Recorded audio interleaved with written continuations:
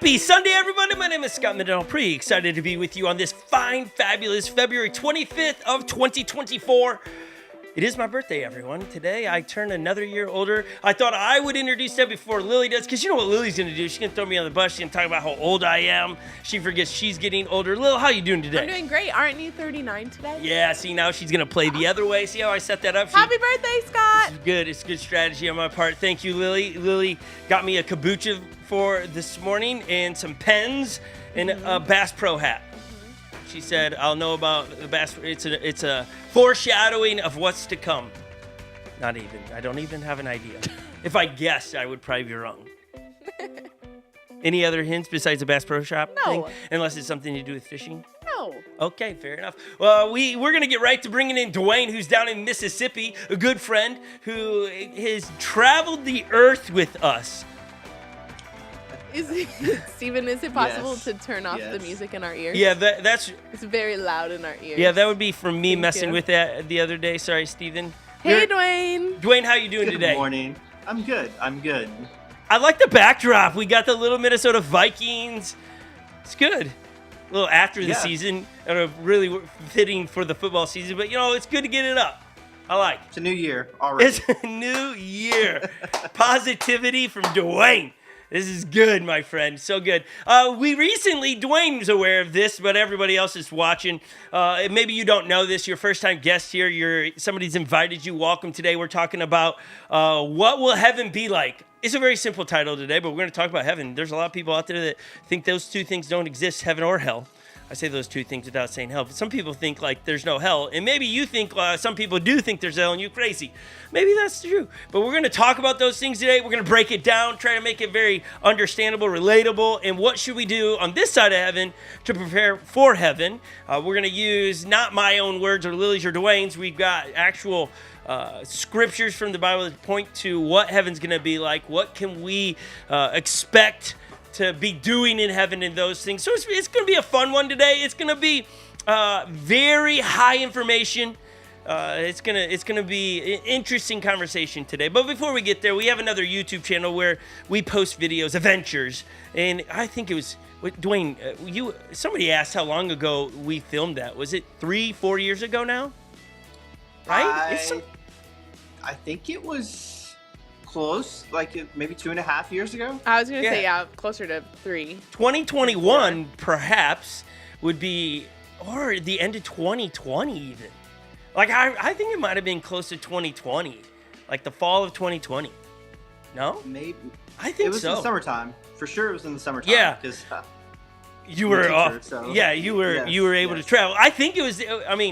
I think it was the end of 2020. We hopped in an RV and we traveled all the Great Lakes and we put it all in one big video and we released it onto that other channel. A lot of you remember we used to show those right before this.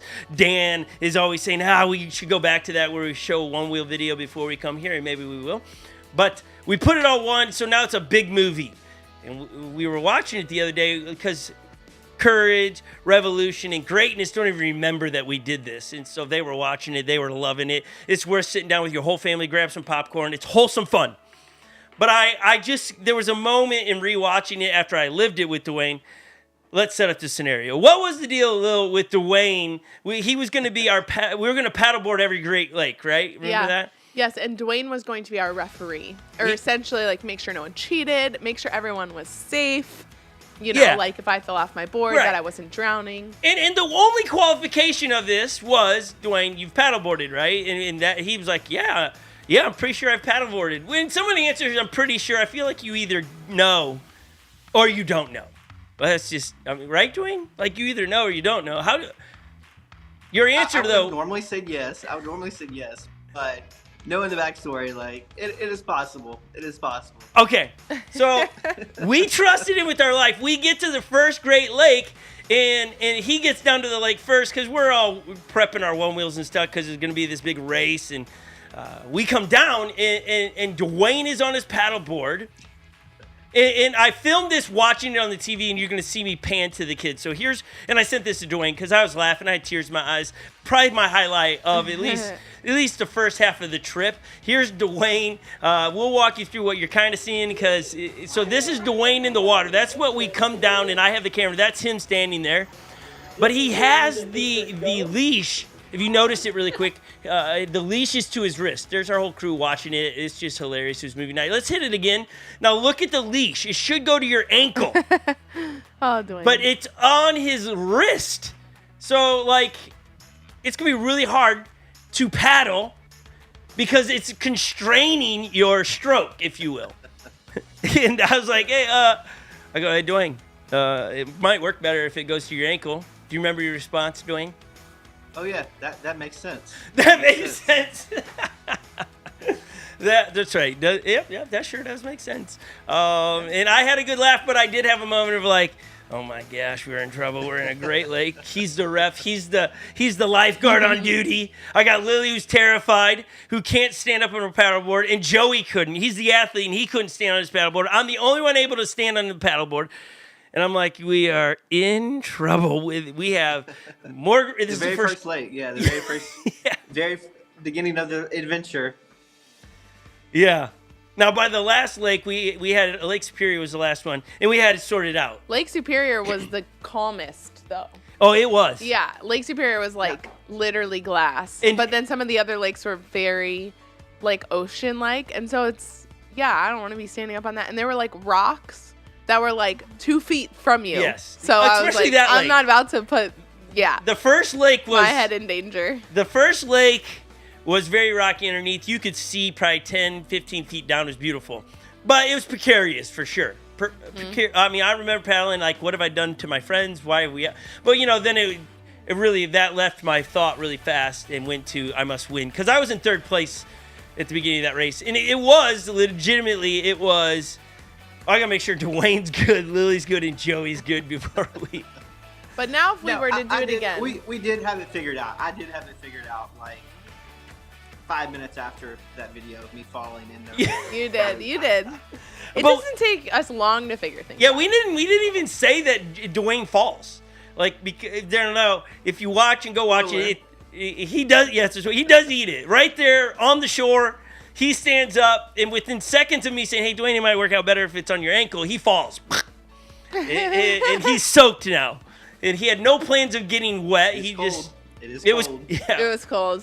One of the things about the Great Lakes that is true for all of them, they're cold. Yeah. They're all fairly cold. And it's worth to watch, everybody. Get your popcorn. It's an adventure. It's a good story. It's 2 hours long, so it's just like a movie, and it tells a fun story. And it'll make you laugh. It really will. So grab your kids, sit down, and what it'll do, it'll make you either want to paddleboard or go one wheel or get outside. Yeah, it will. One of those things. Thanks for everybody wishing me happy birthday. I love when my birthday falls on a Sunday because it's like all day party with all my friends. People are asking, what are you going to do for your birthday? He's like, I don't even need to plan anything. I've got an all day party. My party starts online here with birthday wishes and all the emojis that are shooting up there. Thank you for those. And then I go to our location here that's live and I hear her happy birthday and all that. So it's like birthday party for half a day. So it's fun. great. It's great. And so, what's your meal of choice today? Oh, I'm doing Famous Dave's. Ooh. Yeah, why wouldn't I? Love it. Somebody gifted a gift card to us the other day. That's it's great. Like, that'll be a great birthday. Easy to make that choice too, which is nice. Yeah, it's tasty. You get it for the holidays only. Birthdays are holidays, so let's rock and roll. Our holiday. So we're gonna have a fun day today. Obviously, the topic of the day is a doozy. It is a big one, but it's one that I remember when I was a teenager and hearing someone talk about heaven. I was always kind of like, I don't want to get there. I got things I want to do, and yes, I get it. That's kind of how you want to live life. If you have goals and you have things you want to accomplish, I think that is you being faithful with the life you've been given. So it's not trying to fast forward through life that currently we have, but it's looking forward to. It should be exciting to think about heaven, and so we're going to talk about a little bit about hell. we'll brush over that a little today because some people think that doesn't exist. I think the other questions that come in when you talk about this topic is, how can a loving God send anyone to hell? I think that's a very popular question I get asked a lot, DM'd a lot, is, they're coming at me because I say I follow Jesus, and then like, how can you follow a God that would send somebody to hell? And it's like, well, if you knew, then you wouldn't be asking that question. You would know that he doesn't send anyone to hell, but then people go, but he does. We're going to talk about all that today, so hang tight. Enjoy today. Jump into the chat if you're there to be able to say good morning. This is a community of people that come together, check in with each other, see how everyone's doing, so that we might be able to pray for each other, encourage each other, all those great things. So, pretty big topic. Lily, when you were growing up and you thought about heaven and hell, what were some of your first thoughts? Oh my goodness. I don't know. What? I probably definitely didn't consider hell to be a real place. And when I thought of heaven, I remember thinking that I would see people there that passed away when I was little. Yeah. Okay. I guess. I don't remember ever thinking about it though. Really? Never. Just teenager. Not that I remember. As a teenager, yeah. Yeah. I had a really hard time with the concept of hell as a teenager. Why? Because I have lots of friends. I mean, we all do, friends, family members that don't believe in Jesus. And I knew, what the pretty much overarching concept of it was. I don't think I understood it the way I do now, and like the way we'll talk about it in this series, but it definitely instilled a sense of fear in me that I probably steered away from because of when I was young. When you were young? Yeah, when I was young. When you were young. I was just perusing the comments there. Elizabeth said, you all wouldn't have been allowed to do it in 2020. Yeah. However, I do think it was 2020, and I remember all of those feelings of like, oh, what are people going to think of us going to gas stations, piling out of an RV? We got some looks. We did. So I guess I could go back and look at the original footage, but I think it was for digital camp. We did the South Dakota trip first. Yeah. And then we did that on the backside because it was right. It had worked so well. Yeah. So I think, but maybe not. You might be right, Elizabeth. I don't know. I'm getting old. Just my memory, as good as it used to be. Okay. So Dwayne, how about you? Growing up in Mississippi, the South, what was Grandpa and Grandma teaching you, or what were your thoughts when it came to the topic of heaven and hell? Yeah. So. Family, definitely not in church. So I don't necessarily remember the conversation of heaven and hell from my family. I guess living in the South, like country music, like just like dirt road, grandpa there, fishing, like kind of how country music kind of displays heaven. Hell, I don't remember like a concept of hell growing up. I don't think like it's been a few years since that time. But yeah, I don't remember the hell conversation or what my notion of hell was. It's funny that it's from music, which is interesting because that if we aren't educating ourselves or if we're parents and educating our kids, then something will. Yeah, we're getting information from movies or from music. And the crazy thing about movies is that they're great at especially today with technology, they illustrate things that might inform you that aren't real, like that isn't how it's going to be, or that you get to heaven and everybody's floating around on clouds. It's like, that's really your depiction of hell or heaven, sorry. Or I think one of my hangups, even still today, the way heaven is portrayed. And don't get me wrong, I love singing. I play guitar. I love worship. I do. I enjoy it. But the way that a lot of Christians portray heaven is that's all we're going to do. And I get worship. It. Yeah, that we're just going to sing all day. And it's like... Mm-hmm. Like sing... Ah, like that. Wow. I feel like you were trying to sing like Ariel or something there. Yeah, but like, I feel like the way it gets portrayed is like... organs and like angels singing and it makes me think of the song at Christmas, Gloria in Excelsis Deo, and I like don't even know what I'm saying there, which is cool to think. What if we know what we're saying in heaven, which is really cool. But anyways, I think I think it's that it's this mandate you have to worship. And again, don't get me wrong, I enjoy that. I want to worship God for what He's done for me, but the thought, me wrapping my head right now that I would do that, that's all I do every day, doesn't sound that amazing. Now, maybe I'm rubbing somebody wrong, and I'm sorry. Someone who's very excited about that reality. And maybe it's the ADD in me that is like, I can't stay on one thing that long. I mean, for the rest of for eternity. That's what I'm like. Are you hearing me on that, Dwayne? Does that rub you wrong when I say that? Like, what do you think we're gonna do in heaven for eternity? Yeah. You said, what do I think? Yeah, what do you think? Do you think we'll be singing nonstop, like without pause, worshiping? No. I think it'll be. I think we'll have tasks, like we'll have lives in heaven. I think that we'll like because work is a form of worship. So I mean, we'll be worshiping God nonstop. But I think it'll be, it'll be different things. Like it'll be different each day. Like it'll be different, all the time. I like how you think there's going to be days in heaven. Maybe there will be. Lily, give us a good illustration, because we're talking about eternity here. Mm-hmm. Give me an illustration for my mind and Dwayne's mind to be wrapped around what is eternity. How do you quantify something that never ends? Well, I would say forever. Nope, you did not help me.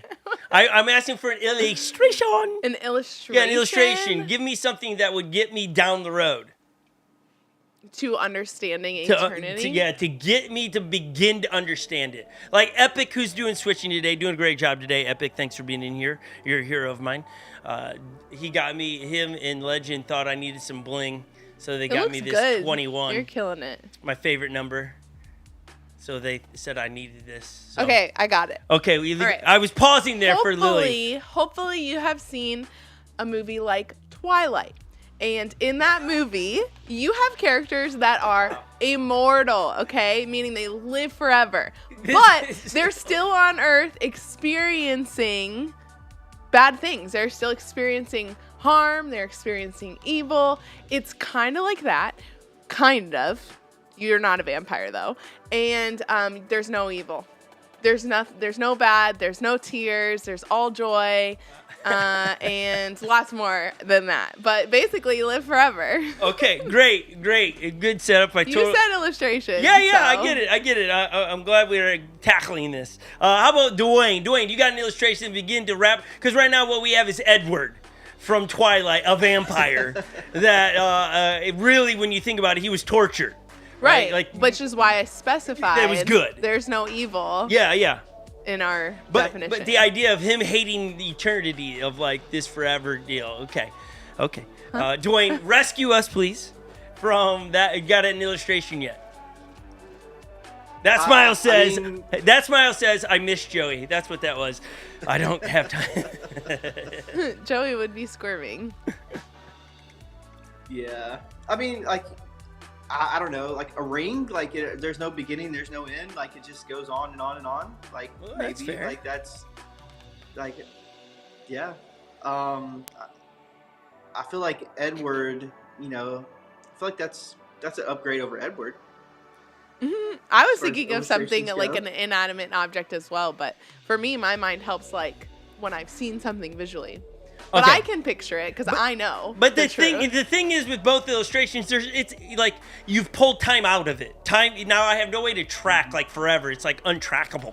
Well, I don't know how to track a ring untrackable. So I'm going to give you an illustration I've used since the dawn of me being a person that communicates. I don't know why it's always stuck in my brain. So this is coming from like 19-year-old Scott. That just sticks. So if the illustration is dated, I apologize. But it works for me. You know those sparrows? You know the sparrows that are outside, especially in the United States? You know the most common bird ever? You know what I'm talking about, Dwayne? How about Lily? Just a bird, yeah. Yeah, what do they look like, Lily? Just to confirm It looks like a bird. Yeah, I'm looking for a better description words than bird.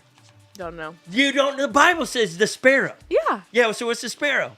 It's a bird. Yes, but what's it look like? It looks like a bird. Lily. I don't know what you're looking for. Give me the color of it. Black. Okay. Dark gray. Nope. Definitely. Will you Does look the up? Bible say the color of a sparrow? Will No. you look up what a sparrow looks like, please? So you know when you see one of the most common birds out your window, that you would be inspired to be recalled back to the scriptures of the sparrow. Most common bird. Did you know that in the United States it is not a native it's bird? not black. Yeah, it's like gray and brown. Gray and brown. Brown. Yeah. Yeah. But that bird was brought over because somebody that was traveling missed the sparrow from their country, so they brought it to the United States. Not a native bird, but it's everywhere. But I'm glad they brought it because now I have sparrows at my bird feeder, and I'm like, I remember the scriptures. But okay, so take that bird, right? This teeny little sparrow. Tracking me? How big do you think the sparrow is, Lil? Small. It looks small in the picture. Yeah, I mean, give How descriptive big do I word. think it People is? that are listening, when you say small, It says I that think you're small. it's a small bird that has a typical length of 16 centimeters and a mass of 24 to 39 grams. Okay. That's like as much protein as I drink in one sitting. Oh my gosh! So But this this is isn't. very small. Okay, Very, very what small. is centimeters though? Because you in the United States, Centimeters. Yeah, like give me to inches. What does that turn out to It's be? not even 2 feet long. It's 1 foot. What? Wait, the bird? Centimeters? Oh, I thought you were saying to me the bird is not 3 feet long. Clearly it's There's not. 12 centimeters in a foot. Yeah, I want to know 12 inches. I lie. how big is the bird? Oh my gosh. So much pressure I today. think that you just have all these things in your head of what you're looking for. Size of a fist. Yeah, I'll take that. Okay. I'll take Love it. The it. That's what size it- of your fist. That's what it looks like in the picture. Yeah, but you just said, well, it's not 3 feet. I just feel like I'm being tested in a way, and all my answers have been wrong so Yeah, far. well, we're trending that way. For sure, it's trending. So, anyways, that's why you're here. Well, but you guys are also. Dwayne's not scoring high yet either. Okay. So Scott's just feisty today. That's Yeah, what it's his I'm- birthday think? though, so he can literally get away with He's anything. wait, you think I'm feisty today? What? Okay, so you got this bird the size of your fist. It's a sparrow. Take it to space. Turn the Earth into a lead ball, and after one rotation, that said little sparrow pecks a little bit of rock out of a ball the size of the Earth. After one flight around it. Okay. And it does that until it gets down to nothing. That's eternity. That's the beginning of eternity. That sounds That's the like beginning. not fun for that little guy. But the length of it sounds like a long time. And I would say if it wasn't eternity, that sparrow would die so fast. He would. If it wasn't eternity and that sparrow was in space, Yeah. that sparrow would die the second he breaks the Earth's atmosphere. Are you checking though what I'm saying? You tracking what I'm I saying? mean, yeah. That- I've actually never heard you say that though. Well, there you go. Now you have a great So- illustration of the beginning of eternity. Like that's And gonna take forever. The best part about it is, and that's the beginning. That's the beginning of it, and it's still got to go on. Like, here's a question for you: how What big a is job. the Earth? Huge. I want actual numbers. You have Google in front of you. Huge. Huge. She says my huge. Now, if you would have put that into like a Donald Trump accent, that'd have been It's better. huge. Yeah, huge. No H. You know, in What are you wanting? The diameter, the distance, the go miles? the distance. Around. 24,901 miles. Good job. Did you Google that or did you know it? Oh, I definitely Googled it. Yeah. Okay, we'll say it again. How big is it again? How much round? 24,901. 24,000, Lily. Long journey for that. That bird. Poor little sparrow. Yeah, we didn't talk about him eating or anything or her Thought our eating. Why Great a Lakes sparrow? trip was a long Yeah, time. I know. Yeah. So that is the beginning of eternity. Eternity is a pretty long time. That's what we're trying to say. So it's important you know what heaven and hell is like, how you get in, and all those details. So that's really the big old setup to the topic today. Yes. Nick in the chat says, but that has to end eventually. And I feel like, What has to end? what would be your response to that? The bird. The journey for That's- the sparrow. But that's why I said it's the beginning of eternity. Then what? Beginning. The beginning. I am trying to set up that that's just the beginning. The sparrow. I mean, the sparrow's not in heaven, so he probably is dead. He didn't eat. Probably doesn't even make it one trip, to be honestly, because we're not talking about. It's not a real bird, guys. Whew, that's intense. I think the only way we can get it to just turn the corner here, Dwayne, is play some music. I think that's the best thing we can do here. Again, it's a setup today. We're going to come back and we're really going to get into it. And then we're going to give you 7 things that you only can do in earth that you can't do in heaven. That'll be an interesting one. 7 things that you can't do in heaven that you can only do here on earth. This is going to be an interesting conversation today, so I hope you're ready. You might want to get out some paper. I'll loan you my pens if I could give them to you, but I can't. The ones Lily gave me for my birthday. They're just really colorful. Some of them, I got you the more tame ones. What? I have the really colorful What about my ones. personality is tame? There's a pink and a purple in there. And a green and a red and a blue and a black. But purple and yellow. There's purple and yellow in there? There's purple and pink. But no yellow. No, I don't even have yellow. What? Those pens are dead to me. Oh my goodness. No Viking colors? Get them out of See, here. you are feisty. No, I'm just normal. You guys today are lackadaisical. No, we're not. That's what I'm saying. Maybe no. I'm tracking feisty. You guys aren't tracking with me, so therefore I seem feisty when you guys are trying to catch up. Well, or there's 2 Or I'm people feisty. not being able to track, so And that says something about the one who is leading. No, I'm just kidding. That's why I got to stay on these topics and use illustrations about poor little sparrows that are not 3 feet in bigness. Big. It's a little guy. Tiny. No, I can't. Now, how many times a day do you think you see a sparrow? How many times when you eat outside at Chipotle do you see a sparrow? That's the question. Count it next time. Obviously, we got to wait for it to warm up here, but sparrows are always snacking on the rice that's on the ground. Yeah. Sparrows. Yes. Never becoming the same again. You'll never look at him the same. That poor little bird, one flight, 25,000 miles around, and then pecks the earth once. That beak is not very big, guys. Okay, we're going to get to some music, and the reason we play this music is because, again, I was talking about singing it earlier. We do value it because we do want to bring worth to God. Elizabeth in the chat helping us as well set up that, man, when we do things in the idea, the mindset on earth, if I'm gardening or I'm mowing or painting a wall, if I do it in a way to honor the King, it can be worship. It's a change. It's like being faithful with what we got. And so everything we do should be a form of giving worth to the King. This is where we're going to sing it. And a lot of times in the songs, it's handing down truths that we've experienced and someone else experienced so people don't forget. It's another way of just spreading the truth about who God is in our lives. If you really pay attention to the lyrics, it's really revealing characteristics of God, of how he's gotten people through things or how he's going to get us through things. And so as you listen to this, listen to it for the characteristics of God. We're going to do Glorious Day. I like this. I mean, just the name. Like, you listen to the words. They should be on the bottom of the screen as well. Hum along. But take a moment to give worth with your words to God. Say, God, thank you for getting me through this week. Thanks for giving me another day. Whatever. Don't go in, God, help me here. Just say thank you for being there. Now, God, I need you here, but thanks for being there. And then we'll be back to unpack what will heaven be like, everybody. Enjoy this song. Be right back. I was buried beneath my shame. Who could carry that kind of weight? It was my tomb till I met you. I was breathing but not alive. All my failures I tried to hide. It was my tomb till I met you. You called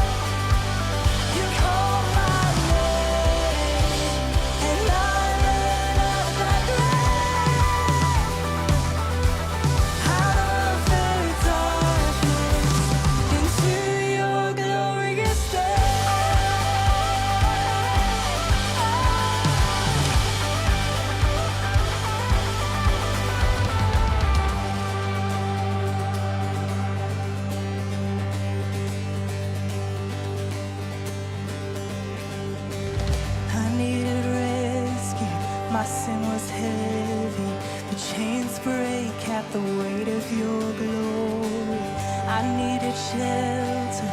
I was an orphan, but you called me a citizen of heaven. When I was broken, you are my healing. Your love is the air that I'm breathing. I have a future, my eyes are open, 'cause when you called my name, I ran out of that out of the darkness into your glorious day. You called my name, and I ran out of that Yep, I'm pretty sure the whole song is an illustration of that encounter with God that calls us out of the darkness into his marvelous light.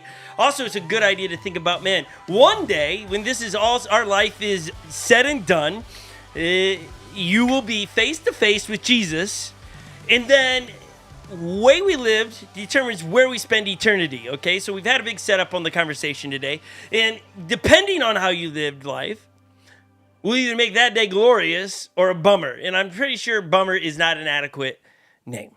And so let me use an illustration that is, I think, going to paint a picture, because I think we got to understand that when death happens, it's over. Like, there's no redos. Like, hey, give me another second chance based on movies and songs. It seems like we get a second chance. We can talk Jesus into, hey, send me back down. Let me have another chance to make a wrong right, whatever it is. But Lily and I have been working hard around here. Our website is brand new. You can go check that out. And we have been printing things. And Are you about to show me something I don't know about? No. Oh, okay. Yeah, I'm looking Well, across. yeah, Lily, but you're- Lily's got a panic face on. Yeah, I do, because he's saying make a wrong right, and that you don't have a chance to do that. And when it comes to printing, guess there's one thing I know of. If there's a spelling error, you can't make it right once it's already printed. Yeah, that's my point. Are you about to show me something? No, it's Okay. all good. Relax. Woo! Gee, I was about Nelly. to be like, you saved this moment for this illustration No, to I'm give just me a trying heart to say. attack. Look, so we're printing all brand new signs for Hey, that looks our amazing. in-person service. Okay, and so That looks so good. this is going to be. We have, I don't know, a dozen of these. Good to see you at Unlock Church. The white circle. If you're like, what is the white circle for? We're going to put arrows there with Velcro so that we can use them in multiple locations. But and you keep. It's going to be a great day. Yeah, it's at the bottom. It says "Great Day," unlockchurch.com. So these signs we've been working on hardcore. Hello. I dropped it. But as we've been working on it, she said it. She did so well. She played into it so well. I wish we could have that happen in person. We're double checking everything. Is the graphic right? Is it spelled right? And then, like, we double check, triple check, because when you send it in an upload to the printer and they send you the preview, that's your last chance. Like, we have multiple chances to look at it. And we have learned from mistakes that we've often missed it. And we say, yeah, print it, and then it's misspelled. And so we talk to the printer. We're like, hey, will you look? Does everything look all right to you? Are you sending this back to us because we missed something? And it was all this pressure and weight on our shoulders. And no, it's all spelled right. And all of them came back. Oh, I haven't looked at all the other ones. That's the only one we've unpacked out of the dozen or so signs we have. But I felt this, did we get it right? We've built in all these check systems to make sure we got it right. But it's over when print happens. There's no redo. We could reprint it, obviously. But the illustration is, it's done. Like, there's no, can I go back and make a correction once it's printed? We've bought it. It's our fault. We own it now. And we understand that in life. We understand that in football games, baseball games. When the clock hits 0, game over. You don't get to go, but no, I want one more inning to see if I get a chance. When you get to heaven, it's over. I should say, when you're standing before Jesus, it's over. That's it. There's no redos. The box score is in. Dwayne, when I say the box score is in, what am I alluding to? Mr. Baseball fan, Mr. Baseball coach, what is the box score? It's the stats. It's inning by inning, the players, individual statistics. There you go. That's happened. The box score. And some people, now, Dwayne, are you a box score kind of guy? Like, at the end of, like, let's say this. Do you look at the stats at the end of the baseball games you're coaching? Yes, I love doing that. Oh, we're about to Okay. get Dwayne nerding out. By the way, I just got to I know. love this. Dwayne, the last we spoke on Wednesday, you were 2-2. Did you win your next game to get 3-3? I mean 3-0. Haven't played it yet. Oh, it got It's rained the out. rainy season in Mississippi. Yeah. Oh, bummer. Well, that's good. At least you can still say you're 2-0. Yeah. Undefeated. Undefeated, Let's baby. go. Let's go. It's good. Feels good to say that. That's so great. Box scores matter. And when we get to heaven, you can hate it if you want, and there's so many people that want to complain about it, but the box score's in. You can't change it. All the stats are in about the way you lived your life. And the embarrassing thing about that is they're going to be read right in front of you. Without a chance to justify or to litigate. Lil, what's to litigate? What am I saying there? Try to change? Okay. I Dwayne? don't use that word often at all. Without the chance to litigate. What's the word litigate or litigation? To, I don't know, make argument for something. Yeah. Is that? Did you look it up? Yeah, it says to decide and settle in a court of law. Yeah, it's a battle. It's a battle of words. Oh, if you only knew the whole story, which Jesus does. So like you can't litigate in heaven. Like if you want to know, you can be able, because everybody litigates right now. You get on Facebook, it's everybody litigating for their opinion. It's like great. We all have two opinions. It's like armpits and they both stink. So it's like great. Don't be offended by somebody else's opinion. Go read Psalms 119. You'll figure it out. But there's a deadline, and you don't know when your deadline is in your life. I hope you all live long. I hope I live long, right? I'd love to see triple digits. And so I don't know that, though. Authors in the Bible will refer to it's like a vapor. Pew! Like you got 5 seconds. What are you doing with it? Like, what are you doing with your life?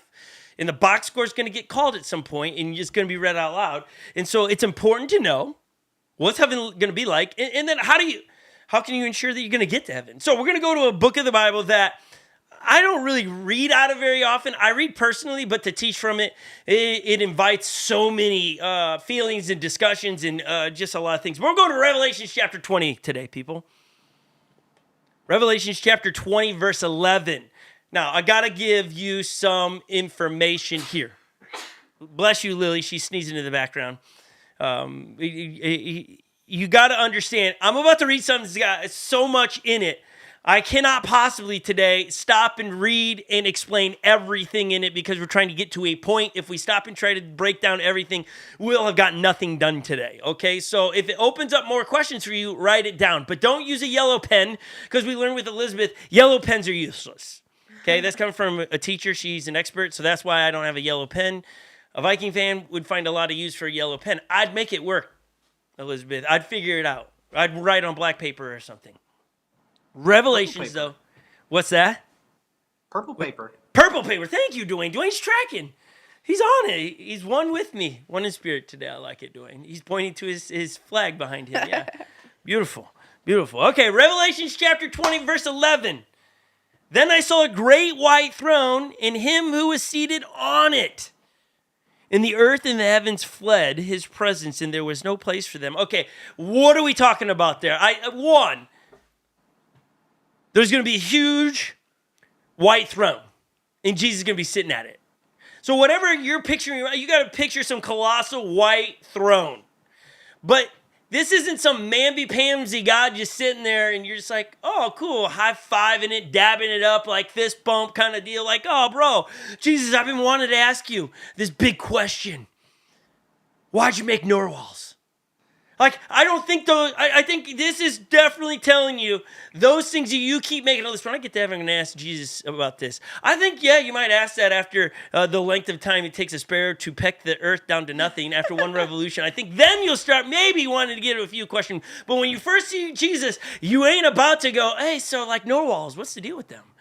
Dinosaurs, what was the deal with, like, you're just not going to, it's not that. You're going to get in the presence, you're going to see him, and what you're going to want to do is flee, because it says the earth and the heavens flee from his presence, and there was no place for them. They were trying to hide. I mean, think about that visual. What are you picturing, Lil? When you hear or read that scripture, what do you, like, Does it change it for you, heaven? Does it make it? Does it put a little bit of maybe a healthy fear? Yeah, I think of the word like awe, like AWE. There's a sense of awe that there's nothing on earth that we stand in awe before that will be like this. And it makes me think of there's nothing there's probably things I can illustrate it like with my human mind. But when I read scripture and think about when John fell at his face before God, he couldn't even look at him. Moses did that. And I just think about how awe-striking it will be. Even the fact that the heavens who reside, with Jesus flee from his presence in a way that's like, this is too great to even fathom. I think again for me staying in it, like I like reading like just that line and just sitting for a long time and thinking about it. Because then I play it out, Dwayne, when I'm thinking about it, I'm going when it says the heavens flee, and they hang out with God all the time, but all of a sudden I saw a great white throne and him who is seated on it. This is a human coming into the presence of God, and I think the heavens are fearful of the outcome of the box score. I think they're going, I don't want to be around here for it. I don't think they're clamoring, going, ooh, are they in and out? I think they are fearful of. So they would rather not be in the presence of that. Like, I don't know if I'm the only one. I don't tend to always, if somebody's in trouble, I don't tend to want to hang around. Like, for instance, when my friend, maybe this is a bad friend, but my friends, I can remember when my friends were like getting pulled over and we're like following. I didn't hang around for that. I didn't like pull over with them to see what I'm going to watch that. I was like, no, just keep going down the road. One, fear of being wrapped up into what they got in trouble for, but I didn't want to watch it. I want to watch people open presents. That's fun because the excitement, but this, I don't know what's going to happen kind of deal. And so I can understand where the heavens like, I'm out. But I also think it's because of the reverence they have for who God is. Now, a lot of people get rubbed by the finality of heaven, that when you get there, what you did on the earth matters, counts towards the afterlife. How many times have I heard, oh, a loving God. Oh, yeah, he's really loving. He's so judgmental that there's no way for me to get into heaven. See, you're missing it if that's the way people see God. They're missing the big picture here.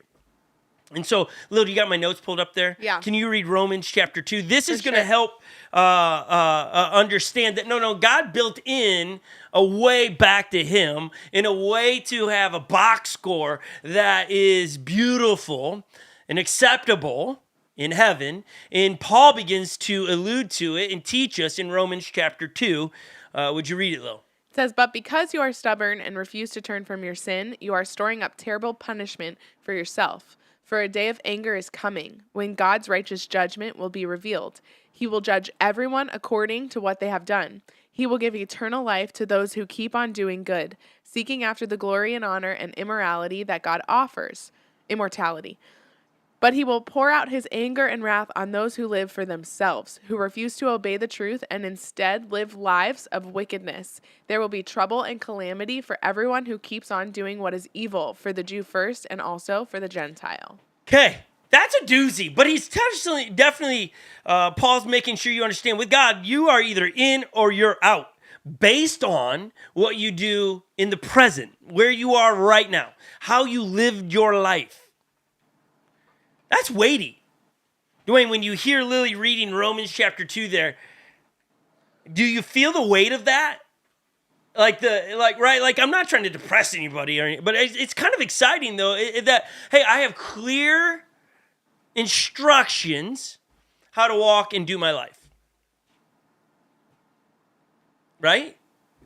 Yeah, definitely very weighty.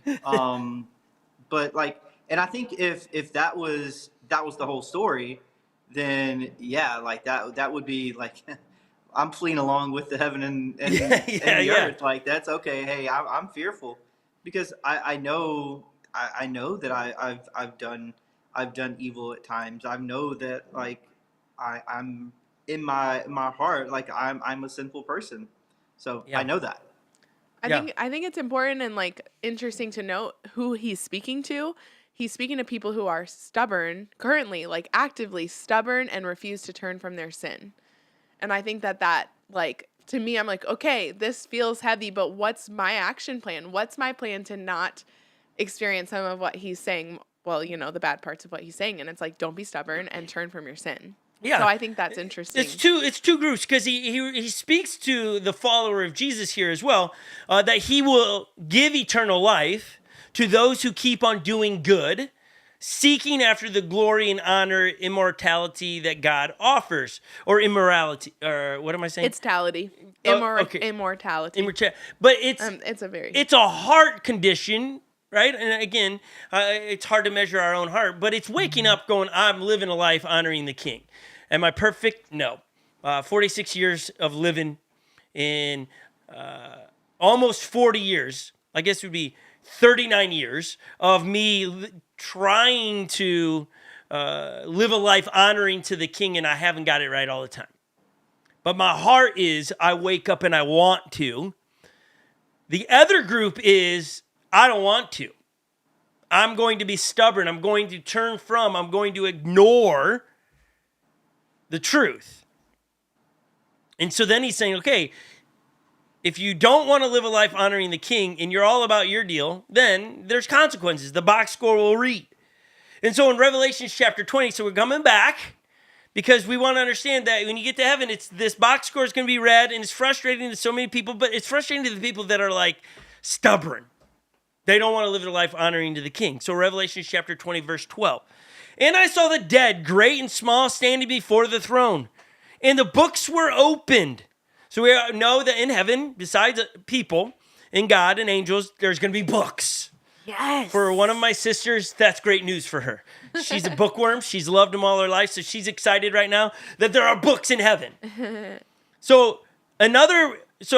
books were open. So when you get to heaven, a book is going to be open. More than one book is going to be open. Another book was open. So now, referring to, there were these books opened, and then this book opened, which is the book of life. So this last book that was open is called the book of life.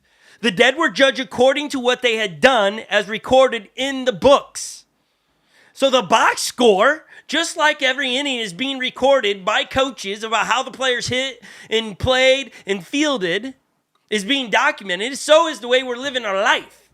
So is the way we are seeing needs and meeting needs. So is the way we give grace to other people. So is the way of what we're doing with the things giving to us are being recorded in these books. Which is crazy. Like somebody's job currently in heaven is to take notes about me. And I hope I keep them busy. Like that I'm just living a full life, first and foremost. Not busy in that, like, gosh, Scott did a lot of dumb things. I got that. Some things I think that they go, that's dumb, but it's not like dumb like I hurt people. It was like, why would you do that? Like I've done some silly things in my life, like boxed with a dog collar, shock collar on my neck. Like that guy's probably like, I can't believe I have to write this down. I was going to say they probably just put like a lot of question marks. Yeah. Not really sure why. Yeah, they're going, he thinks he's got questions for us. We're going to ask him, what were you doing with a dog collar on your head? That's not the intent for creation. Yeah. So I'm sure. So the dead were judged according to what they have done as they recorded in the books. Now listen, the seas gave up the dead that were in it, and death and Hades gave up the dead that were in them. And each person was judged according to what they had done. Then death and Hades were thrown in the lake of fire. The lake of fire is the second death. Anyone whose name was not written in the book of life was thrown into the lake of fire. We all die. We experience death. Everyone has experienced death. It's the second death you don't want to be a part of. Because the lake of fire, that is reference to the place that God created for the devil and his angels, the fallen angels. The lake of fire is where the devil resides. And that is where those whose name is not wrote in the book of life go. Now I go in my heart. Like, oh man, I don't want anybody to go there. That's why we're on the mission we are on as a church. We want to rescue people from going to hell. We want so many people to know who the King is and live their life honoring the King. We want people to trust Jesus with their life. We do. Like, that's what we as this church, we wake up and we think about how can we help people? How can we point people to Jesus to navigate the challenges of life? That's our quest. We have conversations helping people do that inside their marriage, their finances, in their job select, whatever it is. We're pointing people to Jesus and saying, what is Jesus saying to you? And so today we're not trying to be doom and gloom. We're just trying to educate you on heaven and hell and how you get in and how you get out.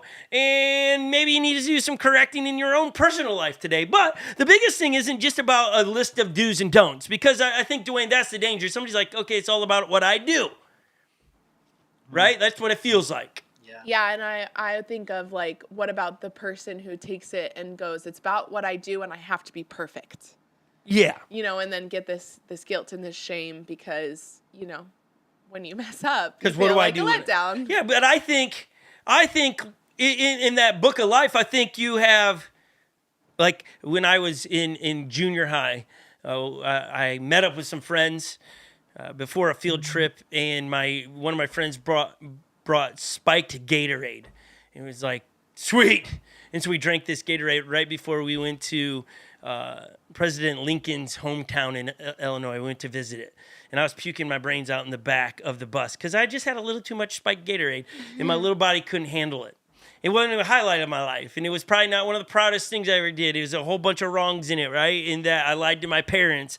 I would deceive my teachers, all kinds of wrongs. But I don't feel guilty by that story because I know that in my relationship with Jesus, I have asked forgiveness to Jesus first and foremost for being deceitful, for lying. And I've asked forgiveness to my parents and to other people I wronged in that moment because I missed it. I don't need to carry that with me. That's the beauty of the way God set up a system for which keeps us from having to experience the second death that we read in Revelations. Because the good news was providing a way back into right standing with God. Because the way you get to spend eternity in heaven is to be in right standing with God. This is not a brand new scripture probably for most of us. It's in every Super Bowl. Almost every football game, right by the field goal. You always see somebody with a poster that has John 3:16. It's one of the first verses you got to memorize. We're going to read it today because there's a second part of that doesn't get quoted most of the time that it's like it needs to be put in there, I think. So here it is. You're going to be able to recite it wherever you're watching today, on your phone, wherever. God so loved the world that he gave his one and only Son, that whoever believes in him shall not perish, but have eternal life. What John's trying to record here is whoever believes shall not experience second death. Because we're all going to die. I subscribe to this theory that the minute I was born is that's the day I begin to die, and the day I die is the day I begin to really live. Now, where I do that said living is determined by what I do on this side of it. What box score is being recorded in the book of life. That whoever believes in him shall not perish, but have eternal life. For God did not send his Son into the world to condemn the world, but to save the world through him.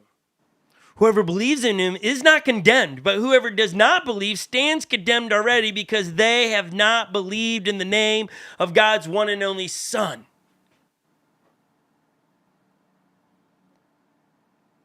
Ep, you can pull that down. That's the wrong scripture. There you go. It's the second part there that for God did not send his Son into the world to what? What did it say? To not what? Condemn. Last week we talked about Romans chapter 1 or Romans chapter 8 verse 1. There is no condemnation for those that are followers of Jesus. God is not looking to point fingers and shame us. That's the enemy. Or ourselves. Shame, guilt, those things are not inside God's characteristics. That is human created and the devil created. Because God doesn't condemn us. God convicts. Conviction is I must change. I must do something different. I'm not stuck here. So God is not an angry God looking to scout, you're out. Oh, your guy's second death coming. You're going to hell. He's not doing that because he loves all of us. But he's created a system in which we are in control of that. I mean, I don't know. At this point in this, I hope you're starting to go, I got to get better. I got to get busy doing better with my life right now. That I do a whole lot more living for others than for me. Because all the stuff that you are doing for you, when that box score's red in heaven and you're going, oh my gosh, that's embarrassing. Yeah, I did that for me. Oh. Yeah, I hurt a lot of people to get that job for myself. It's scary to think about how many selfish deeds are going to be recorded in the book of life, or not in the book of life, the other books that were open, and I'm going, oh boy. Whew. Yikes. And I think that's reserved even for like for me, a follower of Jesus. Like, I believe who Jesus is. I trust my life and I live a life honoring the King. But there are days that I'm selfish and I'm doing things for solely my benefit. And those are those things that I want out of the box score. So the question is, do you believe? Now here's the deal. It's not just a belief in, woo, I'm good. No, this belief we're talking about is believe in. This is not just a believe, right? Remember, for God so loved the world that he gave his only son that whoever believes in. It's both those words together, believe in. It's not just believe. I believe I live in Minnesota. Great. That, like, it's cool. Like, people are like, why are you telling me that? But when you say I believe in something, that affects me. That means that Jesus should be permeating your life. That when you hear things like, oh yeah, I shouldn't have sex outside of marriage, as we talked about a couple weeks ago, not because Scott's saying that, but because Jesus said that, you're going to stop having sex outside of marriage. Because when that box score is red, you're going to have to stand in heaven and they're going to go, well, look, you believed in me, but why did you keep... And you don't get to litigate it. It's just there.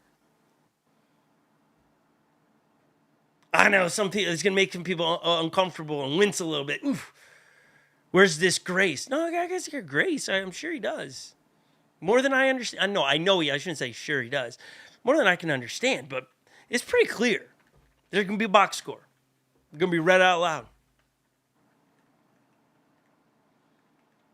It's for you and me to make sure the box score is what we want it to be. Okay. Let's go back to Revelation chapter 21. I'm wearing a necklace with 21 on it today for my favorite number. Revelation chapter 21, verse 1. Here we go. Then I saw a new heaven and a new earth. So we've just gotten through the box score being read. Those that did not make it, second death, don't want that, but second death. Those that made it, you're in. So now here's the explanation of heaven, okay? I saw a new heaven and a new earth. For the first heaven and the first earth has passed away. So this earth that we live and the heaven that's currently going to be brand new.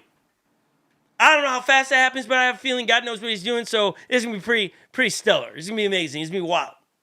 Or we're going to watch it. Like, you're not going to have to read it in Genesis chapter 1 how God created this heavens and earth. We're going to get to watch him do it. And more. So a new heaven and a new earth, because this earth is Dunzer's. Now, why would, Dwayne, why would this earth be gone? Why, duns away, I know I made that word up, but why would this earth be wiped out? Why would God be creating a new one on the other side of what we're talking about today?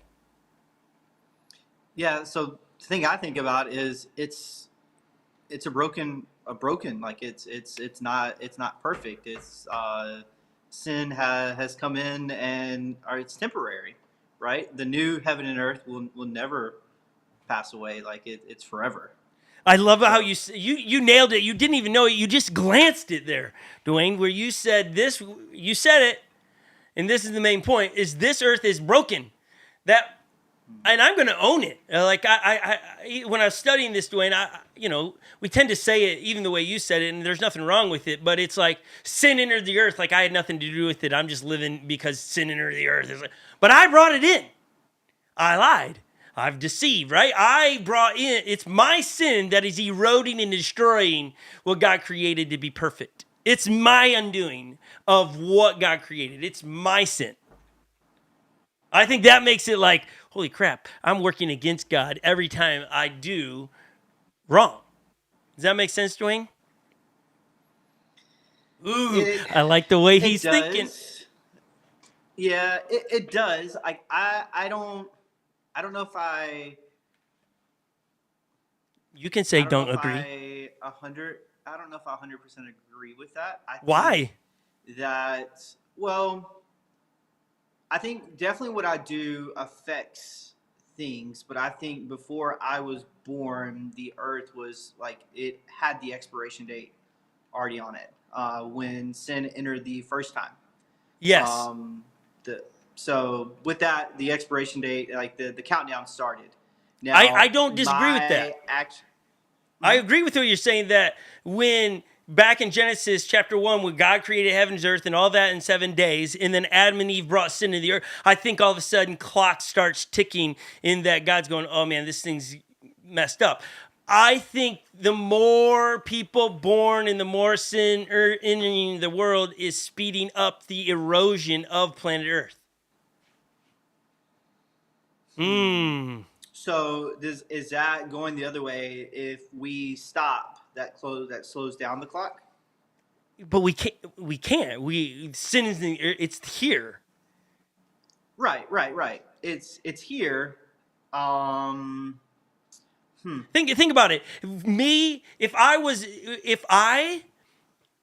This is hypothetical, this is made up, not a chance ever going to happen, all right? So everybody understands that. I'm just trying. If I was born and never sinned at all, then I would ultimately never make a negative impact on planet Earth. But because of my me-centered values as a sinner, I'm destroying the things around me, people and planet. And I don't even mean to. I don't even know if I'm knowing I'm doing it. You see, I know it's a bigger thought. It's the ownership of it. Because I think if we keep it this, sin is just doing what sin destroys. We know that. Sin in my life destroys relationships, destroys me, all kinds of stuff. But that sin is also having an impact on the earth and on creation. I can see that, yeah.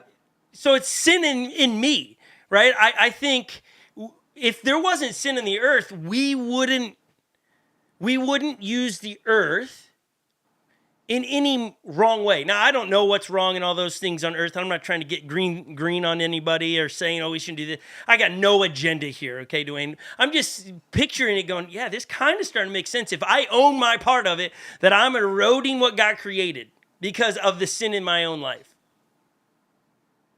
That's what I'm just trying to go. Me owning it, going, oh man, there was a way that there was a way that we were supposed to treat everything and every person. Mm-hmm. And if I own it, I might begin to look at it and go, oh, I got to change that. I don't know. Okay, so so we know, at least we know there's a new heaven and new earth, right? The old one's gone. Okay, so it says, for the first heaven and the first earth passed away, and there was no longer any sea. I saw the holy city, the new Jerusalem, coming down out of heaven from God, prepared as a bride, beautifully dressed for her husband. And I heard a loud voice from the throne saying, look, God's dwelling place is now among the people, and he will dwell with them. They will be his people. And God himself will be with them and be their God. He will wipe away every tear from their eyes. There will be no more death or mourning or crying of pain. For the old order of things has passed away. He who is seated on the throne said, I am making everything new. Then he said, write this down, for these are the words are trustworthy and true. This is truth. This is what we can stand upon, that there will be a new heaven and earth, and God is making everything new. One should take encouragement in that. But this new heaven and earth, we just learned a lot. What's heaven going to be? It's going to be new. What do we know about heaven? What we read today. It's going to be new and a new earth. And we're going to be hanging out with God. We're not going to be separated from God. We're going to be with God. We're going to be chilling with God. We're going to be sitting at Starbucks with God. I don't know if Starbucks is going to be there. Somebody's already saying, no way. You know how much of a heathen they are? I don't know. I'm not a judge. I don't have no idea. But we're going to be sitting with God. It's definitely going to be an upgrade because it's new. I don't know what that new looks like exactly, but it's going to be an upgrade from what we got. And I think Earth is pretty cool. I am mesmerized by sunsets and sunrises. I'm mesmerized by the birds in my bird feeder. When we get a new one, I'm like, wow! And I'm stoked. Not because I'm a bird guy, because to me, it just makes me pause and think about how cool God is. Nature, for some about me and nature, it's God's creation. And it always reminds me about the Creator. And if this is what he did in 7 days, now he's got eternity to create. Whew. We got front seat to watch, but not just watch. We'll get to that in a second. It's meaningful. It's more than singing. Heaven will be more than singing. It's meaningful, though. There's purpose. You're not going to wake up going, what's the purpose of my life? What's my why?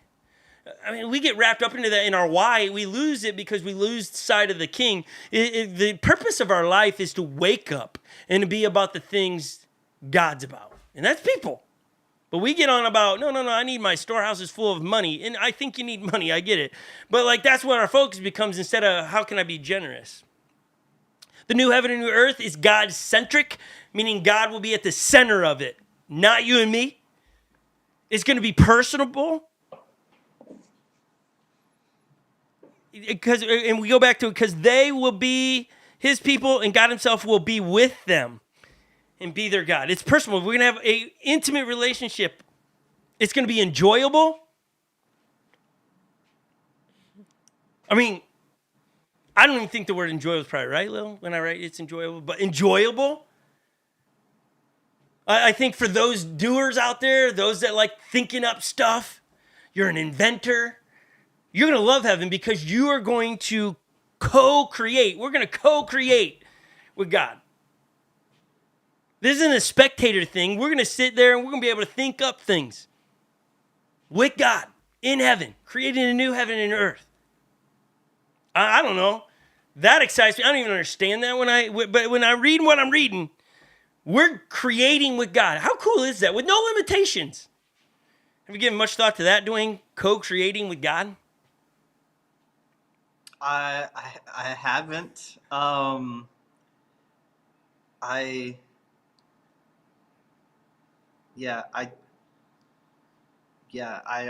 don't know about that.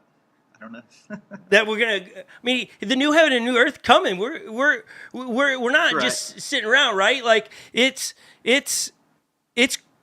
doing it with God. It's not a spectator thing. It's in relationship. Well, it says that the holy city, the New Jerusalem, coming down out of heaven from God, prepared as a bride, beautifully dressed for her husband, and then God dwelling with us. Yeah. So, yeah, I don't know. I don't know about Okay. I like it. everything new. Yeah. Just Okay. processing. Yeah, you process. And I'm trying to get people I want some people to go do some homework. Like, this is a big conversation. I hope people do their homework too. Because I'm excited to be able to co-create with God. Here's how I play it. Dwayne, this is how I see it. I go to Luke, the book of Luke. This is Jesus' word. He says the kingdom of heaven is like.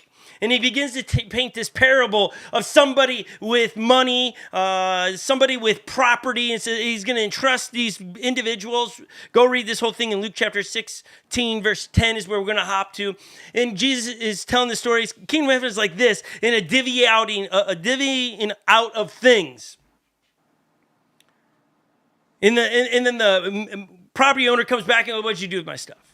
it's a great, there's so much tension created in this situation. But at the end, remember, this is Kingdom of Heaven is like, and we can tie it into the way we live life. But I think it's a real big foreshadowing of what heaven will be like as well. Because the Kingdom of Heaven things don't change when you get to heaven, do they?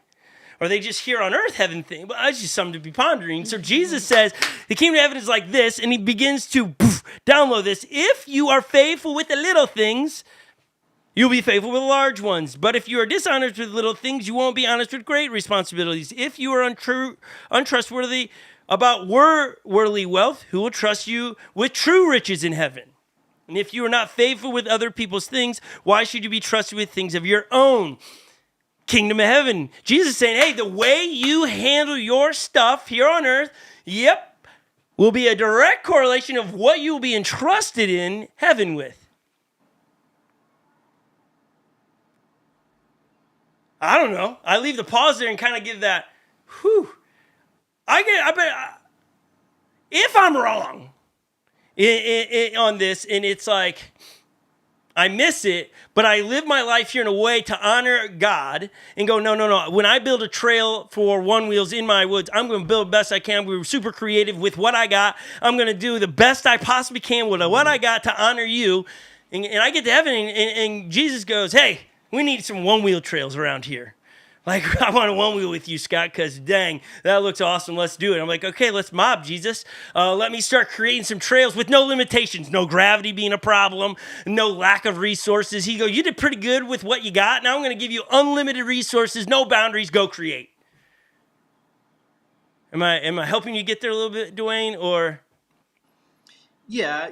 And I guess that's where, I don't know, that's the co-creating. Like that's something that I don't know, that was the hang up for me, is the co-creating, because I didn't necessarily see where that's at. And I guess I can kind of see, if you're faithful with other people's things, why should you be trusted with things of your own? So yeah, like that, to me, that's the hard part, is the co-creating. Like but I'm not saying we're creating heaven. Correct. Does that make sense? I'm not saying that. Right. But like what I'm saying is that inside a relationship, I think, Dwayne, I thought about you in this. I think about Abijah. Anybody that knows Abijah, that guy's creating all kinds of stuff. But I think he's just practicing to create with God. Yeah. But I just think that worlds what we're or earths or heavens or things like that. But it's just doing things. Yeah, I can see how we're creating things here on earth that is glorifying God, and we'll be able to do that in the new heaven. Yeah, like the new earth. The way you're building onto your house. Mm-hmm. And yeah, it's for your family here, but I think you're practicing to build things in heaven without limitations, without resources. He's seeing you be faithful with what you got in the space you got, and you're practicing only. I mean, I think it changes this idea about earthly living. I get it. It's a shift in thinking, Dwayne. Mm-hmm. But again, when you go, the line here where it says, you won't be, but if you're dishonest with little things, you won't be honest with great responsibilities. If you're on worldly wealth, but here he goes. He goes, who will trust you when it comes to true riches of heaven? I think that's yes, we can talk about things here on earth and people stuff here. But I think, again, the kingdom of heaven, he's trying to say, hey, who's going to trust you with responsibilities in heaven then? Like, the Bible points to, Jesus talks, I should have wrote it down, and I didn't. My bad for everybody. So, got to understand, I'm going to be a little vague on it. But Jesus talks a large percentage of time about heaven and hell. A lot. Mm-hmm. So, we get so hyper-focused on the now, which is 5 seconds long, versus the eternity, thinking about, oh, wait, what's that going to be like? How do I invest into that? I think an example, like, besides, like, building an addition, and it's hard to think of, like, these physical things we're going to be building, but I think of, like, gardening, and I think of the Garden of Eden and God's original creation. I think we're always meant to get back to that and to co-labor with God in in tending to his creation and keeping it looking amazing to honor God in the end. And so I think of that, but I can't wait to see someday what else it will be. Yeah, I don't know. Like, I'm not speaking in 100% is going to look. I get a build. We're practicing as Christ followers. We're practicing here on earth for eternity. That's maybe the way I'm trying to say it. And I do, maybe the word co-create, it can rub a few people, Dwayne. But that's just the only way, because I'm co-creating right now. God created the earth, and I'm creating with him. I'm taking what he created in parameters on earth, and I'm creating right now. Does that make sense, Dwayne? It does. It does. You just don't like that word co-create. Well, I know there's other religions out there that believe like once they get to heaven that they'll be like gods of their own earth and like they'll have like it's like so like to me like whenever I hear that like that's where my mind goes to. But I think like what Lily was talking about of stewards, like that's kind of how I've always envisioned it. And I think one thing about like the Book of Revelation and when we talk about heaven, it's like these are things like you have a guy. And I forget what year this was written in, but he was taken to a place that he was provided a glimpse of things to come, and like his mind couldn't wrap around everything. So like this is the best guess. Like honestly, like I'm excited. I know it's going to be good. I know it's going to be like we will walk with God. We'll have relationship with God. I think we're all going to be a little bit surprised because I don't think words can actually depict. Our minds can actually like grasp what heaven, what the new earth is going to be like. So, and I think that's fair. Yeah, I think it's fair, but I'm trying to paint it instead of like I remember growing up just hearing it having to be a lot of music and singing and thinking I don't want to. Yeah. Let's delay that as long as possible because that doesn't sound amazing forever to just do that. I'm not trying to downplay how awesome God is. He's awesome. But the way I worship God is by creating and by doing, right? Like I want to do everything I do to honor the King. And I go back to what I just read in Revelations. And then I go back to, because before sin into the earth, what was God doing? He was coming and hanging out with Adam and Eve. Yeah. He's walking the garden with them. Yeah. I believe that God's going to wake up every day if we sleep. I don't think we're really going to be sleeping in heaven because there'll be a lot of awesome things to do. You don't have a body that's wasting away. But I believe God's going to be walking right next to us and we'll be chilling with him. And I don't mean that irreverent or downplay. I'm saying, no. I'm going to be walking with God and I'm going to go, God, it would be sweet to have a one-wheel berm right there. And he's like, well, great. Build it. Let's do it. and that's where I'm getting this co-create. I'm not saying I get my own planet. I'm my own king. No. It's all life to the King. You could think of it like with the berm example, co-creating in my mind would be with this berm example. God provides the wood, Scott builds it. You know what I mean? And like that's obviously Are you kidding what me? it is here. We're gonna build it with you. Wood Whatever you want to build it with. Man, just wait to see what we come up with, God and I in heaven. It'd be great. All you can visit, hang out with us anytime you like. But you'll be doing your thing. But inside that, like here, like I'm just trying to paint a bigger picture, Dwayne. Yeah. A bigger picture, because I think you're gonna have the doers, but you're gonna have administration. People that are great and excel in administrative things. Taking notes or assessing what's going on. I think people are going to be doing that because they do that honoring the King. Yeah, I think that like my lattes will never get cold. It'll always be the perfect temperature. Yeah. I think it's more fun to dream that up because it makes it exciting. It makes heaven seem like... Right. Like you said, I don't think we're scratching the surface of what it's actually going to be like, but it's like, wait, hold on. If this is practice, and how do I know what we're doing here is practice? Here's the big boom. So everything we do is practice here. Jesus says in Matthew chapter 6, do not store up for yourselves treasures on earth where moths and vermin destroy and where thieves break in and steal. But store up yourselves treasures in heaven where moths and vermin do not destroy and where thieves do not break in and steal. For where your treasure is where your heart will also be. It's a game changer if we're doing life here going, no. This is practice. When I get to heaven, I got no limitations to create. I got no limitations to whatever. I'm doing it to honor the King. When I get to heaven, I understand what I do here to honor the King is only padding my wealth and my faithfulness to be entrusted with more in heaven based on what I do here. It's not about how much money you get. It's what you do with what you got.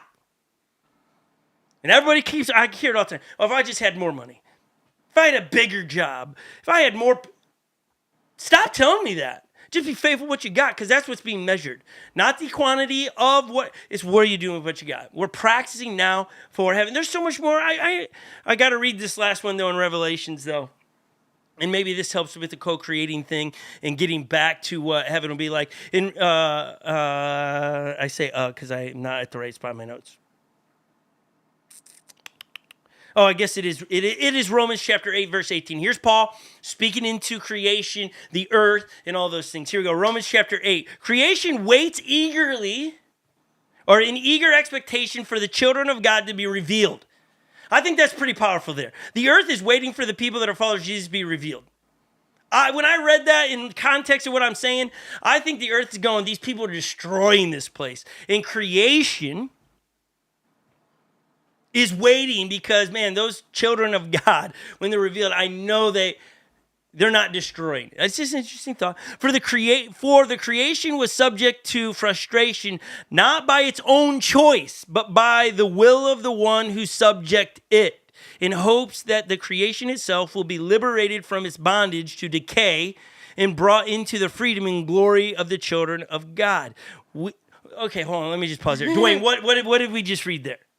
Are you tracking what? That's a lot. That's a lot. I'm gonna have to go back and reread that myself. This is a big one today. This whole topic is big, that's a right? big one. The creation was subject to frustration, not by its own choice, but the will of the one who subjected it would be Adam and Eve.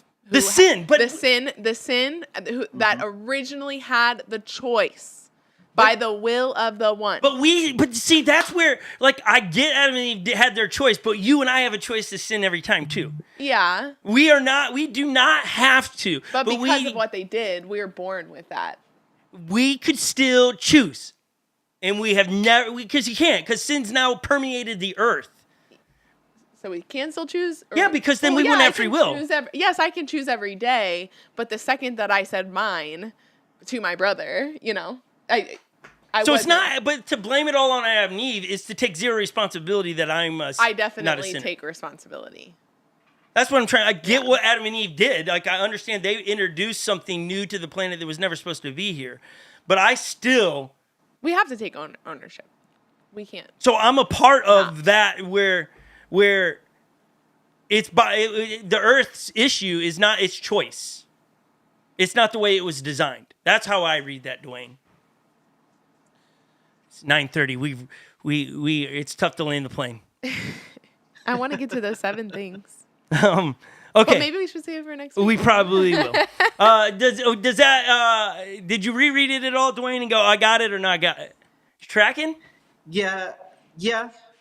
I mean, I'm like Lily. I kind of got to that point, but by the will of the one who subjected it, in hope that the creation itself will be liberated from its bondage to decay and brought into the freedom and glory of the children of God. So it's kind of like, because like we're creation as well. We're we're part of God's creation. So, that's tough. But I think what you're reading there is that the earth wants to get back to the original. It needs to be redeemed. Yeah. That's what I read it as. That's how we get to the new earth. Mm-hmm. Because the new earth is earth without sin, decaying creation. Mm-hmm. So I love how Paul says creation waits in eager expectation for the day where the decay will stop. Okay, continuing on, Paul writes, we know that the whole creation has been groaning as in the pains of childbirth right up to the present time. Not only so, but we ourselves, who have the first fruits of the Spirit, groan inwardly as we wait eagerly for our adoption to sonship in the redemption of our bodies. For in this hope we were saved. But hope that is seen is not hope at all. Who hopes for what we already have? But if we hope for what we do not yet have, we wait for it patiently. He's quantifying, like, shoot, it doesn't take very long for you to realize our bodies are wasting away. Injuries, you're getting older, you got wrinkles, you get gray hair. You can see that our bodies are decaying and falling apart. And the earth is doing the same thing. And as much as we go, I can't wait. I mean, you hear this, it's a bit reserved, Dwayne, for people that are much older than us, double my age or so. They start going, I can't wait to get to heaven. We don't say that because we feel like we got a lot of life left. But when you get to that age, you kind of know that heaven and hell is right around the corner, okay? And I've been there. I just hear a lot of the gray hairs talk.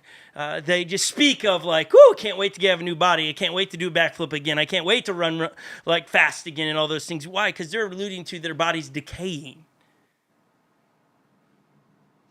The earth is decaying, and there's going to be a day when that all stops, and the new will be, and heaven's gonna be awesome.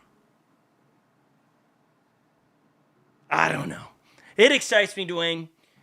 Like, I'm not trying to ruffle any feathers. If you're ruffled a little bit, I think people at home could be ruffled. But I hope that it inspires, it rejuvenates this. Wow.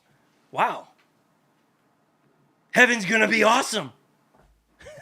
I mean, I'm not trying to have some doctrine that's messed up or something. Does that make sense, Dwayne? I'm not trying to... Yeah, absolutely. Start a new religion. No, it's still God, Jesus, and I'm just trying to process what I'm reading here, and this is how I think I see it going, ooh. Man, there's two... You're tracking. Okay. Well, I hope everybody... Go ahead. No, so I got, like... I track. Yeah. I know your heart. I know like our mission here. Like it was, yeah. Never a thought of of this guy's crazy. Well, I mean maybe that has crossed my mind, but not in relation to this subject. Yeah. Again, I'm just reading scriptures. I think. Here's the deal. We're going to leave two things for next week, and it might change in person because who knows how it goes. Because in person, I might get through all my notes because I don't have to try to... drag us along. Not drag us, but I like the discussion because you're saying what people are feeling at home where you like want people to understand, hey, this should excite us. This should be like, wow. Like, I hope you're seeing yourself walking with God and talking like we all dream it could be. And it's just not that here on earth, but in heaven, it's like, woo!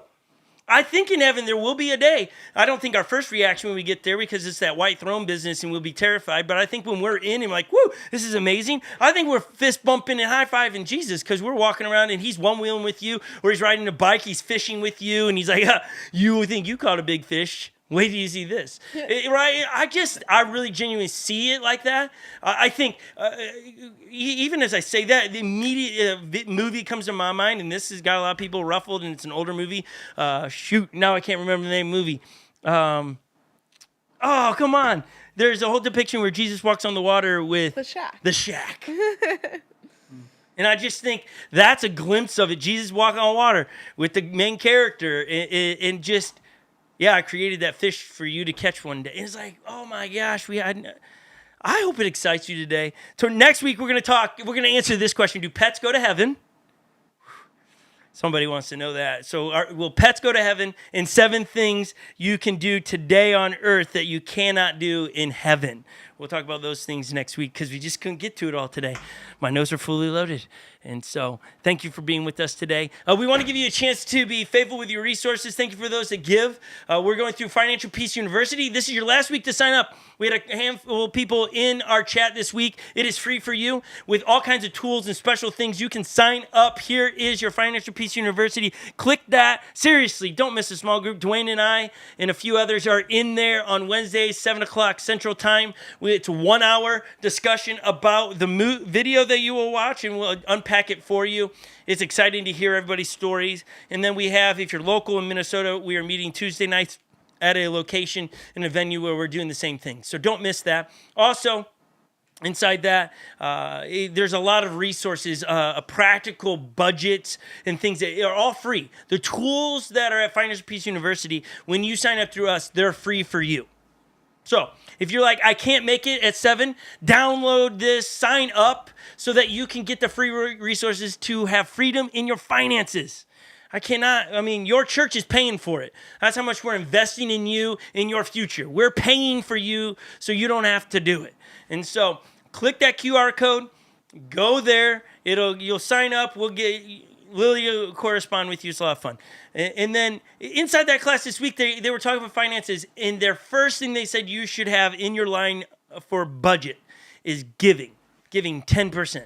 And it was great to listen to it. And they gave a lot of reasons why. And we believe that. We subscribe to that. There's a lot of spiritual things attached to that. It's you to wrestle out. All of this is for you to wrestle out. I hope today your takeaway from what we're talking about today is that you're going to start doing better at what you got today, because you know that directly impacts the box score when you get to heaven. So God can go, I saw what you did on earth with all that limitation. Here's unlimited everything. Let's see what you do now. Let's create. Let's get working today. When I think about it like that, Dwayne, here's the deal. When I think like what I just said, it gets me excited. It makes me like, I can't wait for that day. Now, I don't want to rush through my life here. I got things I still want to accomplish here, but it's like, I look forward to that day. It is exciting. I think the next generation of kids can go, that's exciting. But when I think you just like white robes singing, hallelujah, for days, I don't think people get jacked about it. Right. And I'm on board with that. Like, completely, 100% agree. Yes. I am excited. I can't wait. It'll be great. Dwayne and I will be, just be good. You'll be good. I can picture Scott and Dwayne making something in heaven, and they're just shoveling and just smiling. We won't have to even shovel, guys. I'm just trying to, you keep thinking things were earthly. I think we're missing it here. These are no limitations. Planting, yeah. It'd be amazing. Our minds can't comprehend. Okay. But let's get back to, Dwayne, since you're on screen, tell us how we can give at Unlock Church. Sure, you can text the word unlock to 77977, or you can go to unlockchurch.com, and then I want to say that it's the give tab. Yeah, I like it. That didn't change. I like where you're headed. Yeah, that didn't change. Okay. Yes, the give tab. The give tab. Thank you, Dwayne, for being with us today. We love you. Bye, Dwayne. You are an amazing human. So's your wife is awesome. My goodness, I she love is. that Tell woman. her we need more yellow pens, though. More yellow pens in packs. More yellow pens. Yes, yeah. And Dwayne, do something awesome on my birthday, okay? And tell me what you did today. In honor of my birthday, tell me what you did today. I would love to hear something fun with the whole family. Okay. Okay. Something fun with the whole family. Yeah, the whole family's going to be included, like something extreme. I don't know what that would be. Maybe chase some chickens. I don't know. Okay. But have a great day, Dwayne. Everybody else, thanks for hanging with us. We will see you next week as we tackle some more parts in our series that we're just calling it Heaven and Hell. Heaven and Hell. Yeah, real creative. Real creative we are. Heaven and Hell. It's pretty blunt, guys. Straightforward. Hey, go give us a review. Go give us a review. We had a great review come in today. It's so much fun to read. Thank you for those that are giving those every week. If you got time, write a review. It's great for people that are looking for us and who are we to read those reviews. They're like, oh, that makes sense. I want to come check it out. Everyone have a great day. Do something fun today on my birthday. Happy Let me birthday. know what you did. Adios, everybody.